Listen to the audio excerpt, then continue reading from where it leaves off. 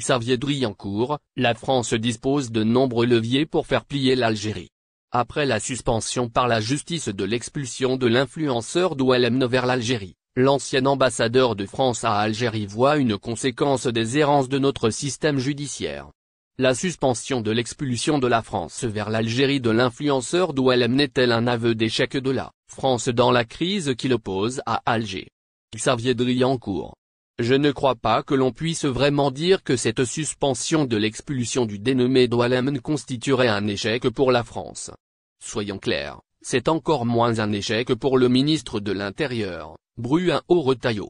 Il faut simplement rappeler que contrairement à l'Algérie, qui, elle, a refusé de faire entrer sur son sol un ressortissant algérien muni d'un passeport biométrique algérien, la France est un État de droit.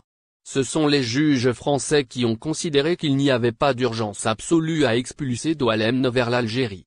C'est notre système judiciaire, notre environnement juridique qui est en cause et peut-être une certaine tendance des juges administratifs comme judiciaires à interpréter de manière extensive la situation administrative d'un étranger au regard du seul droit, sans tenir compte de l'environnement politique et diplomatique. C'est là où le bât blesse. Quelles sont les marges de manœuvre dont dispose la France pour faire plier l'Algérie?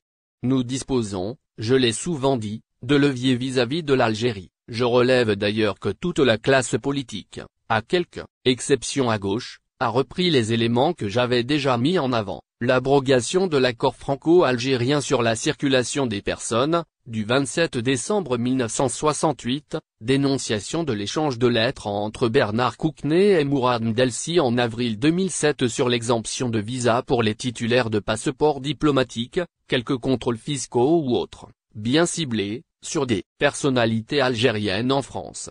Enfin, il faut rappeler que la délivrance de visa reste un acte de souveraineté de même que l'admission sur le territoire national. Avoir un visa Schengen ne signifie pas un droit absolu à entrer en France. Cela veut dire que la police aux frontières, PAF, peut demander des justificatifs à une personne qui aurait déjà obtenu un visa, en fait les mêmes justificatifs que le titulaire du visa a fourni lorsqu'il a déposé son dossier hébergement, devise. La PAF peut ainsi s'opposer à l'entrée sur le territoire de personnes titulaires de visa et, comme le fait l'Algérie, les remettre dans l'avion pour Alger. Faites cela pour les passagers d'un vol Air Algérie, cela aura une valeur pédagogique, surtout quand on voit les critiques algériennes à propos de passagers algériens qui auraient été maltraités à Orly. Enfin, la France peut bloquer à Bruxelles les discussions qui devraient avoir lieu entre la Commission et l'Algérie à propos de l'accord d'association UE-Algérie. Il y a donc une gamme de mesures à utiliser. Mais veut-on